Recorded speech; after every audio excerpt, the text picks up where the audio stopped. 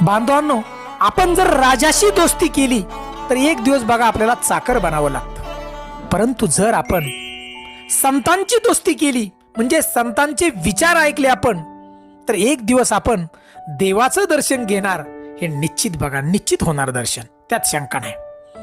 जय हरी विठ्ठल. बांधवांनो, आज आपण जगद्गुरु संत तुकाराम महाराज यांच्यावर असा एक प्रसंग आला की दुसऱ्याच्या ज्वारीच्या शेतीची राखण करावी लागली बघा.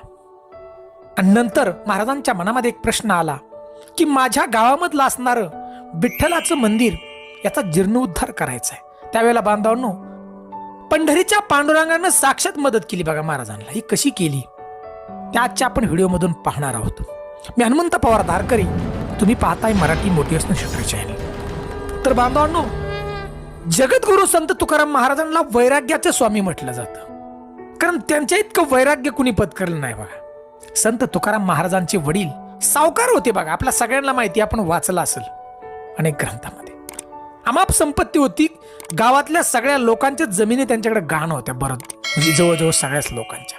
वडिलांचं निधन झाल्यानंतर ही सगळी जबाबदारी संत तुकाराम महाराजांच्यावरती आली बघा. परंतु त्यांचं मन बाकी संसारात लागत नव्हतं बघा. एकच ध्यास, पंढरीच्या पांडुरंगाचा ध्यास बघा, नामाचा. विठ्ठल विठ्ठल सदैव ध्यान करत महाराज करत होते बघा. भजन कीर्तन आणि विठ्ठल नामाचा गजर. संसारात ध्यान नसल्यामुळं संत तुकाराम महाराजांनी आपली जी संपत्ती बघा, म्हणजे लोकांच्या ज्या जमिनी घाण होत्या, कागदपत्र होती त्यांच्या वाट्या, दोघे जण भाऊ होते, त्यांच्या स्वतःच्या ज्या वाट्याला आलेलं सगळं म्हणजे जी कागदपत्र आहेत ती इंद्राणीच्या पाण्यात सोडून दिली बघा, नदीत नेऊन. म्हणजे लोकांना कर्ज माफ केलं. कर्ज माफ केल्यानंतर संत तुकाराम महाराज मोकळेच झाले बघा. मी त्यांच्याकडे काही राहिलं नाही, फक्त घर राहिलं होतं. सगळी संपत्ती दान करून टाकली. बांधवांनो, ज्या वेळेला धनसंपत्ती होती त्यावेळेला संत तुकाराम महाराजांना बघा तुकाराम शेठ म्हणून बोलत होते लोक. परंतु ज्या वेळेला ही संपत्ती केली त्यावेळेला लोक तुक्या म्हणायला लागली बघा. अशी वेळ महाराजांच्या वरती आली. संत तुकाराम महाराजांना याचं काही वाटत नव्हतं बघा. परंतु संपत्ती गेली, शेती गेली, घरी बायका मुलांच्यावर फार परिस्थिती वाईट आली होती त्यावेळेला. जी मुलांना एक वेळ खायला सुद्धा नसायचं अशी परिस्थिती निर्माण झाली. का तर महाराज तर काय काम करत नव्हते, फक्त विठ्ठल नामाच्या गजरात भंडारा डोंगरावरती जायचं आणि बसायचं आपला अभंग म्हणत. त्या गावामध्ये ज्वारीचा सीझन चालला होता बघा. सध्या आत्ताचाच बघा, ज्वारी एकदम हुरड्यात आलत्या. हा जानेवारीचा टाइम हाच होता. आणि त्या गावातला एक शेतकरी की ज्याच्याकडे भरपूर जमीन होती, तो कुणबी म्हणजे शेतकरी, तुकाराम महाराजांच्याकडे आला आणि सांगितलं, काय रे तुका, तुझी परिस्थिती फार गरीब आहे बाबा, तुला शेती नाही, काय नाही राहिली, बायका पोरं घरी उपाशी राहायला लागल्यात, तू काहीतरी काम कर बाबा, मला आज बाहेर जायचंय बाजाराला, तू माझ्या शेताची राखण कर, पाखरं येऊन देऊ नको शेतावर, येतोस का? संत तुकाराम महाराजांनी मान डोलवली. चला धनी, संत तुकाराम महाराज म्हणले. संत तुकाराम महाराज बघा त्या कुणबी म्हणजे शेतकऱ्याबरोबर शेतामध्ये गेले. या शेतकऱ्याने उंच असा माळा बांधला होता बघा, शेतीच्या मध्यभागी 4 लाकडं रोवून माळा बांधला होता त्यांना हाकलून लावण्यासाठी, म्हणजे शेताची राखण करण्या. संत तुकाराम महाराज त्या माळ्यावरती चढले आणि त्या शेतकऱ्याने बघा गोफण आणून दिली, छोट्या छोट्या दगडी आणून दिल्या की महाराज तुम्ही राखण करा, पाखरांना इथे येऊन देऊ नका, मी माघारी आल्यानंतर पुढे त्या ज्वारीचं उत्पन्न होईल त्यातले ठराविक उत्पन्न मी तुम्हाला देईल. महाराजांनी मान हलवली, तुम्ही जा. शेतकऱ्याला सांगितलं, तो शेतकरी तिथून निघून गेला बघा. शेतकरी निघून गेल्यानंतर संत तुकाराम महाराज आपल्या अभंगामध्ये मग्न होऊन गेले बघा. विठ्ठल नामाचा गजर चालू झाला नुसता, विठ्ठल विठ्ठल विठ्ठल विठ्ठल असा नुसता गजर चालू झाला एकसारखा. संत तुकाराम महाराजांची वाणी इतकी गोड होत, पशु पक्षी प्राणी सुद्धा बघाय तिथे यायची, ऐकाय यायची, म्हणजे एवढी वाणी गोड होत. संत तुकाराम महाराज सुंदर असे अभंग म्हणायला लागले. छुन्नक छुन्नक टाळ वाजती पाटामधलं पाणी, छुन्नक छुन्नक टाळ वाजवी पाटामधलं पाणी, रान पाखरा संग गातो तुझी विठ्ठला गाणी. हो, हजारो पाखरं जमा झाले त्या ठिकाणी बघा. सुंदर अशी ती ज्वारी होती, मनात भरावी तशी ती ज्वारी पाखरं खायला लागली. हो, तो ते पाखराच्या माध्यमातून संत तुकाराम महाराजांना बघा प्रत्यक्ष विठ्ठल त्या ठिकाणी आलेत आणि ते ज्वारी खात आहेत. बघा, जी पाखरामध्ये पशु पक्ष्यामध्ये सुद्धा पांडुरंग पाहत होते जगद्गुरु संत तुकाराम महाराज.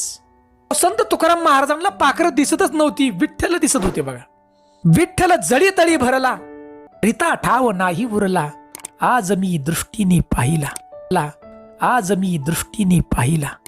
प्रत्येक ठिकाणी विठ्ठलच तुकाराम महाराजांना दिसत होते. बघा, अहो एवढंच नाही तर दुपारची वेळ झाली म्हणजे त्यांना तहान लागली असेल म्हणून संत तुकाराम महाराज उठले आणि बघा छोटी छोटी मडकी आणून झाडाला बांधली पाण्याची भरून. बघा की बाबा हो, तुम्हाला ठसका लागल खाताना, पाणी प्या आणि पोटभर खा. दिवसभर पंढरीच्या पांडुरंगाचं नामस्मरण चाललं होतं. विठ्ठल विठ्ठल विठ्ठल आणि अभंग म्हणत होते. पाखरं पाणी पित होते आणि खात होती. संध्याकाळची वेळ झाली. वेळ झाल्यानंतर संत तुकाराम महाराज म्हणतात, पाखरांना म्हणतात, अरे बाळांनो, तुमची मुलं वाट पाहत असतील घरट्यामध्ये, तुम्ही आता निघून जा. विचार करा किती प्राणी मात्रावरती दया हो. आणि त्यावेळी बघा सगळं पाखरांनी आलेलं धान्य त्या शेतकऱ्याचं खाऊन टाकलं. बघा, मोकळी कंस करून टाकली सगळी आणि ते पाखरं उंच उडून गेले आपापल्या घरट्यामध्ये. संध्याकाळी तो शेतकरी बाजारावरून आला. त्याला वाटलं तुकोबांनी चांगली राखण केली असेल माझ्या शेताची. पाहतोय तर काय, अहो कणसाला एकही दाना उरला नाही, सगळी मोकळी कणस पिसा झालेली. राग आला त्या शेतकऱ्याला. तुकारामांना आवाज दिला, अरे तुका, तू काय राखण केली रे बाबा माझ्या शेताची, वाट लावून टाकली सगळी माझी. संत तुकाराम महाराज पाहतात, मी काय केलं? तुम्ही सांगितलं होतं मला पाखरावरती ध्यान ठेवा, मी ठेवलं पाखरावरती ध्यान. अकलायला कुठं सांगितली होती? राग आला त्या शेतकऱ्याला. संत तुकाराम महाराजांना त्यांनी त्या माळ्यावरनी खाली बोलवलं आणि सांगितलं की तुकाराम महाराज, तुम्हाला सकाळ गावात यावं लागेल चावडीवरती पंचांच्या मीटिंगमध्ये. मी पंचांना बोलवलंय, पाटलाला बोलवलंय, माझी भरपाई करून द्यावा लागली या शेताची तुम्हाला. अहो हा म्हणले तुकाराम महाराज. सकाळच्या पारी सगळी पंच मंडळी बोलवली त्या शेतकऱ्यानं. गावच्या पाटलाला बोलावलं. संत तुकाराम महाराज त्या ठिकाणी आले. बघा, त्या शेतकऱ्यानं सांगितलं की माझी या शेतामध्ये 20 पोती धान्य होणार आहे. म्हणजे होणारच होतं, पण आता 4 पोती व्हायचं नाही. पंचांनो, तुम्ही न्याय द्या मला काहीतरी या ठिकाणी. त्यावेळेला बघा गावच्या पाटलाने सांगितलं की जर 20 पोतीपेक्षा कमी धान्य जर झालं तर या तुकारामांनी सगळं तुमचं भरून द्यावं, आणि भरून नाही दिलं तर यांचं घर नावावरती लिहून घ्या. बघा, तर बांधवांनो, संत तुकाराम महाराजांचं घरच तेवढं राहिलं होतं, ते नावावर लिहून घेतलं त्या ठिकाणी. बघा, गावकऱ्यांनी, सगळ्या पंचांनी, पाटलांनी, त्या शेतकऱ्यांनी. आणि एवढं आपलं घर गेलंय तरी संत तुकाराम महाराज नाराज झाले नाही. बघा, देवाचं अभिनंदन करतायत संत तुकाराम महाराज. म्हणतात, देवा बरं झालं रे बाबा, माझं घर गेलं. आणि संत तुकाराम महाराज हसायला लागले. विचार करा केवढं मोठं हे वैराग्य. का हसायला लागले? तर बांधवांनो, संत तुकाराम महाराज म्हणतायत की दिवसभर मी जरी बाहेर असलो भगवंता तुझं नामस्मरण करताना, परंतु संध्याकाळी मला घराची ओढ लागत होती. आणि प्रत्येक माणूस बघा दिवसभर काम केलं तर आपल्या घरी जायचे असं म्हणतो का नाही संध्याकाळी. म्हणून संत तुकाराम महाराज म्हणतायत की मला संध्याकाळी घराची आठवण होत होती. बरं झालं देवा, जे होतं ते माझं तू घर घेतलंस. आता दिवसभर मी तुझं नामस्मरण करेल आणि संध्याकाळी मला घराची सुद्धा आठवण होणार नाही. एवढं मोठं हे वैराग्य महाराजांचं. म्हणून वैराग्याचं स्वामी म्हटलं जातं. आता हे घर घेतल्यानंतर बघा, घर नंतर देणार होते, म्हणजे लिहून आधी घेतलं होतं. पुढं नंतर त्या ज्वारी शेतकऱ्यांनी काढली, खुडली. आता धान्य करायचं म्हणली, पूर्वी त्यावेळी मशिनी नव्हत्या, बैलावरच धान्य करायचे. बघा, म्हणजे खळं करायचे, मध्ये एक लाकूड रवायची आणि बैल गोल गोल फिरवायची. बैलाच्या खोरानं ते कणसं फुटत होती आणि नंतर ती कणसं फुटल्यानंतर बुगाहून ती उपणायची वाऱ्यामध्ये आणि त्याच्यातून ते धान्य स्वच्छ होत होतं. बघा, अहो शेतकऱ्यांनी कणस खुडली, म्हणजे ज्वारी काढली, खुडली, खळ्यामध्ये टाकली, बैल फिरवली आणि ती धान्य उपणाय चालू केलं. अहो त्यांनी 10 पोती मोकळे घेऊन गेलता. 10ची 10 पोती सगळी भरली. बघा, परत पोती आणली, 20 पोती भरली. अहो जवळजवळ त्या शेतकऱ्याला बांधवांनो 40 पोती ज्वारी झाली. सगळ्या गावकऱ्यांना समजलं की कणसाला दाणं नव्हतं, ही 40 पोती झाली कशी? चमत्कार झाला. अहो अख्ख्या गावातील लोक त्या ठिकाणी लोटली की हे झालं कसं एवढं धान्य या शेतकऱ्याला. आणि त्यावेळेला बघा शेतकऱ्यांना पाटलाला बोलावलं आणि पाटलांनी संत तुकाराम महाराजांना त्या ठिकाणी बोलावलं आणि त्या शेतकऱ्याला सांगितलं की तुला 20 पोती धान्य होत्यात, वरचं झालेले 20 पोती संत तुकाराम महाराजांना तुम्ही देऊन टाका.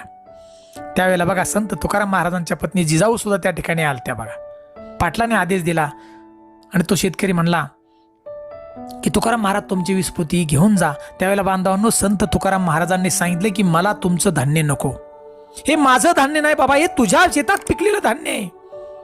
माझा जो हिस्सा होता तो पक्ष्यांनी खाल्ला, माझा याच्यावर काय अधिकार नाही, तुमचं धान्य तुम्ही घेऊन जा. सगळ्यांनी विनंती केली, अहो महाराज तुम्ही घेऊन जा.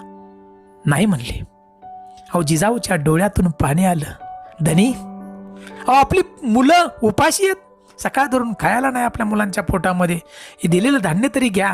संत तुकाराम महाराजांनी सांगितलं की जे आपलं नाही त्याच्यावरती आपला अधिकार नाही. केवढं मोठं मोकळं पण नाही घेतलं होते धान्य. बायका आणि मुलं निघून गेले त्या ठिकाणाहून, धान्याला हात लावला नाही. संध्याकाळी घरी गेल्यानंतर संत तुकाराम महाराजांच्या मनामध्ये दुसरा विचार होता बघा, की विठ्ठलाच्या मंदिराचं जीर्णोद्धार करायचा. दुसऱ्या दिवशीपासून बघा संत तुकाराम महाराजांनी थोडं थोडं काम करायला चालू केलं की त्याच्यातून पैसे घेऊन या मंदिराचा मी जीर्णोद्धार करील. परंतु बांधवांनो एवढ्या छोट्याशा पैशात जीर्णोद्धार होणार नव्हता.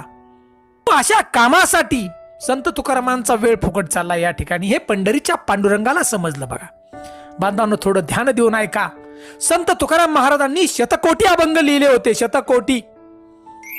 कारण शतकोटीचं स्वप्न हे संत नामदेवांचं होतं. नामदेवांचं स्वप्न अपूर्ण राहिलं होतं. त्यावेळेला संत नामदेव आणि पंढरीचा पांडुरंग स्वतः संत तुकाराम महाराजांना सांगायला आले होते की तुकोबा एका क्षणाचाही वेळ तुम्ही आयुष्यातला घालू नका, तुम्ही शतकोटी अभंग लिहा.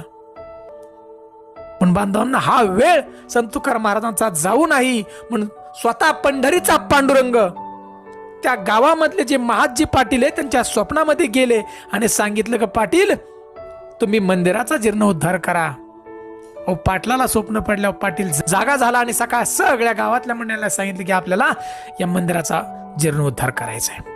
तर बांधवांनो ज्या पाटलाच्या घरात धान्य होतं, वानावळा म्हणून दिलेलं बघा बाकी शेतकऱ्यांना, ते धान्य विकलं आणि सुंदर असं पंढरीच्या म्हणजे विठ्ठलाचं जे मंदिर होतं तुकाराम महाराजांच्या गावात त्या मंदिराचा जीर्णोद्धार त्या ठिकाणी झाला. आता जीर्णोद्धार झाला परंतु वास्तुशांती कशी घालायची, पाटलाकडे सुद्धा पैसे नव्हतं. त्याच संध्याकाळी परत स्वप्न पडलं त्या पाटलाला बघा. पंढरीचा पांडुरंग स्वप्नामध्ये आला आणि पाटलाला सांगितलं की अरे बाबा ज्या शेतकऱ्याला धान्य झालतं, ज्या तुकाराम महाराजांनी राखण केली त्या शेतकऱ्या शेताची, त्याला 20 पोती धान्य ज्या झालतं, त्याला म्हणा ते धान्य परत आणून दे, ते विक आणि वास्तुक शांती घाल. दुसऱ्या दिवशी पाटलानं आदेश सोडला शेतकऱ्याला बघा, त्याने 20 पोती धान्य आणून दिलं आणि संत तुकाराम महाराजांनी सुद्धा परवानगी दिली बघा की या धान्याचा उपयोग हा चांगल्यासाठी होतोय, गोरगरिबांसाठी होतोय. त्यांनी सुद्धा मान्यता दिली. ते धान्य विकलं आणि त्या मंदिराची वास्तुक शांती घातली बघा. सगळ्या लोकांना जेवायला घातलं, पाहुण्यांना शिदा दिला. तर बांधवांनो अशा प्रकारे जर खरी भक्ती असेल मनापासून तर देव आपल्या मदतीला निश्चित येतो बघा, नक्की होतो, यात शंका अजिबात नाही बघा. परंतु संत कुणाला म्हणायचो आपण, तर बांधवांनो आपला आणि परका याच्यात काहीच फरक करत नाही बघा, तो संत.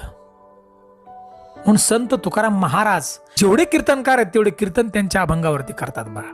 म्हणून बांधवांनो आपल्या जीवनामध्ये आपण जर कष्ट मेहनत जरी करत असलो तरी भगवंताची भक्ती ही निस्वार्थपणे नक्की करत जा बघा.